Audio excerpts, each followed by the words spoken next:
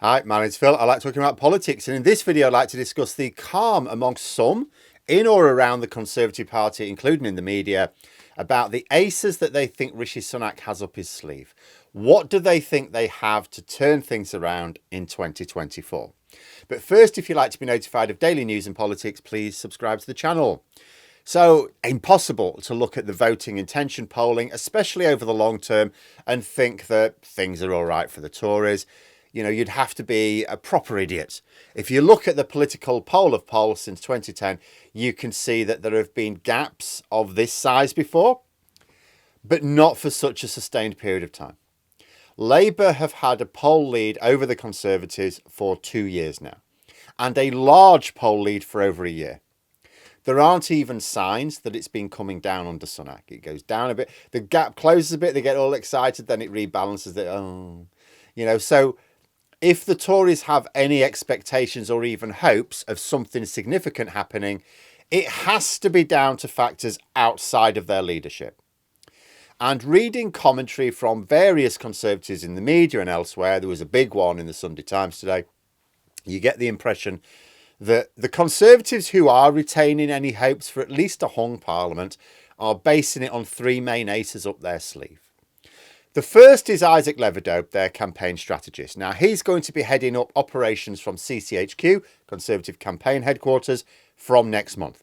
It means that the Conservatives will officially be in basically election campaign mode. And yes, this is bound to sharpen up their campaigning. It might mean that mistakes like the recent attack ad, which backfired, which I discussed yesterday, that might not be made next year. Consider that Tory election campaigns since the last general election have been run by politicians and political appointments. So if you're looking at the mistakes they've been making in local and by-election campaigns, consider that it was Tories who were running those. Idiots, basically. Next year it will be the professional. And it is reasonable to suppose that the Tory campaign machine will be working a little better. But then, you also got to think, well, Labour will do something similar as well, won't they? Also, Levidow is not a magician. For example, he ran the equivalent party's election campaign in Australia in 2022. They'd been in power for 3 terms, but were beaten. Reliance on Levidow to work some magic seems to require you to forget 2 quite important things. First, that the opposition can also do the same things. They can hire a good political strategist. They can have that political strategist working full-time to oversee things next year. Second, you cannot make a silk purse out of a pig's ear. The Tories have so destroyed their reputation for probity, competence, and even motivation. It just doesn't seem realistic to suppose that the fortunes are going to swing significantly just because Levidow is running things. He will make sure that their campaign messages are more coherent. He cannot make the Tory party itself more coherent. The parliamentary party, the people who, when people see the Conservative Party, they don't see Isaac Levidow, they see MPs. The parliamentary party is at war with itself. It doesn't matter that Sunak seems to have the upper hand at the moment. The party is very visibly attacking itself. There are Tory MPs openly calling for Sunak to be replaced. Which brings me to the second ace the Tories think they have up their sleeve.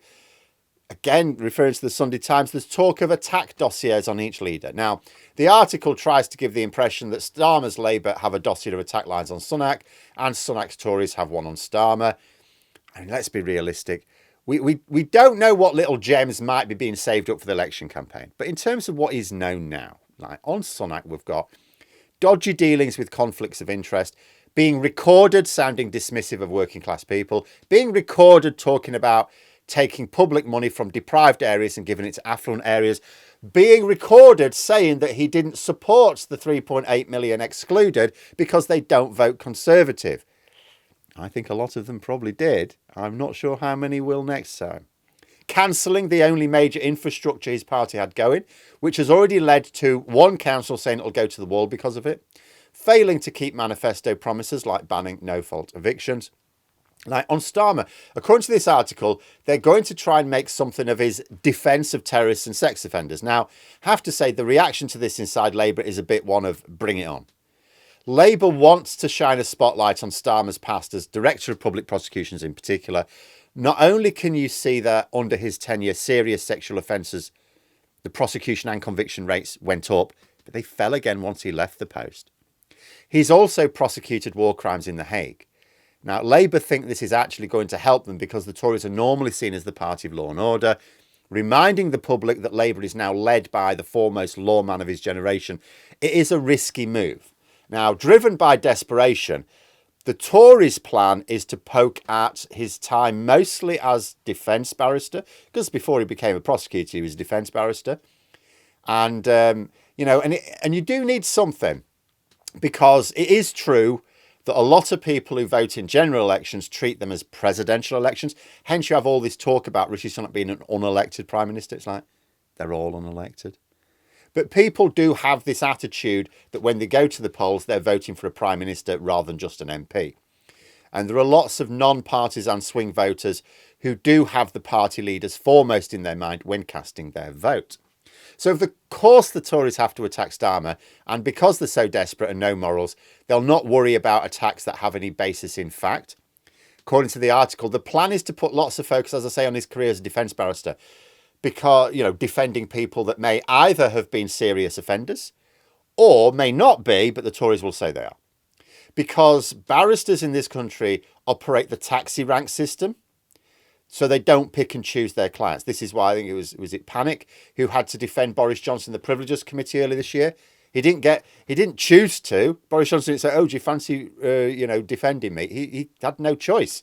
In this country, if someone wants your service as a barrister, if you've got the time to do it and it is within your area of expertise, you have to do it.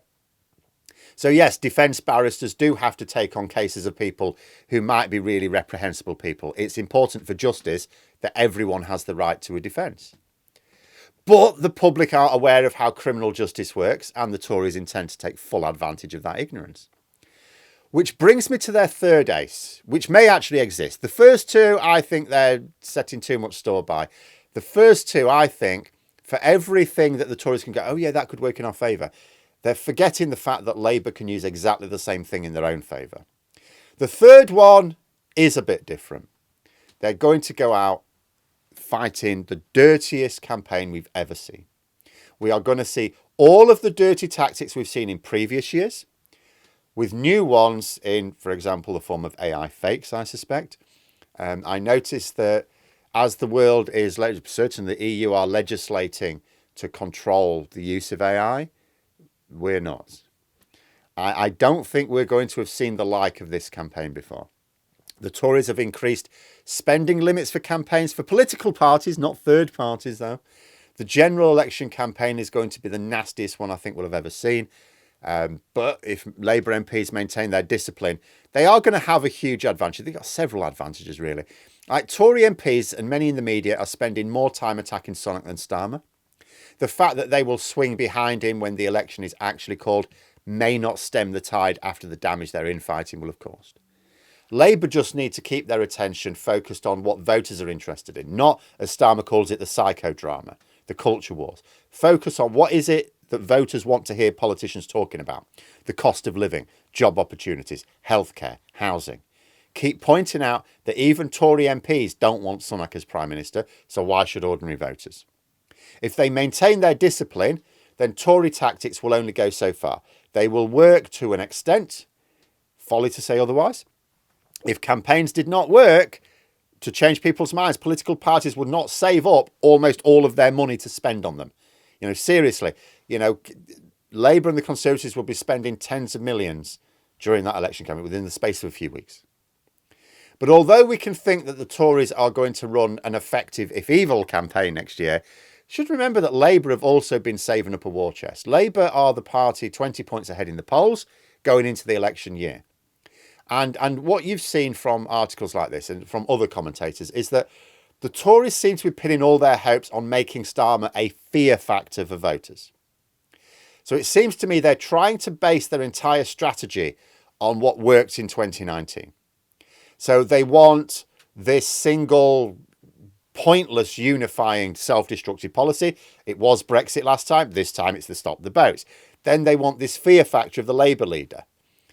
Can they get voters to fear a Starmer government more than they fear the status quo? On current evidence, no. And there's something else to consider as well. The Tory front bench are mostly useless in a campaign. Sunak basically has got Grant Shapps and Michael Gove in his corner. That's it. The rest of them either are not really on Sunak's side, or they appeal to their base, not so much the general public. And then there'll be Rishi Sunak himself. Like, we've seen how awful he is. We've seen how easy it is to push his buttons. There will be millions of people watching the TV debates, ordinary voters, swing voters. Leverdo can do nothing about that. He cannot advise him to dodge any, like he did with Johnson. I know people keep saying that. That won't help him. Boris Johnson was ahead. He was well ahead of Labour. He was playing a defensive game. Just don't cock it up and you win by default. That is not the situation. Right now, Labour win by default. Sunak will be behind, and if he hides away from TV debates, he will be seen as doing just that. I do think that any Conservatives comforting themselves with the idea of a professional, if unscrupulous campaign, are deluding themselves a little. They seem to forget that everything that they can throw at Labour, Labour can just throw right back. The campaign will be nasty. When it's over, I imagine trust in politics will be almost zero. I think it will take real reforms to restore it. I don't think tinkering will cut it. But there we are. Those are my thoughts. Let me know yours in the comments below. Hope you found the video interesting. If you did, please click the like button if you'd like to support the channel further, the join button for memberships. And until next time, I'll see you later.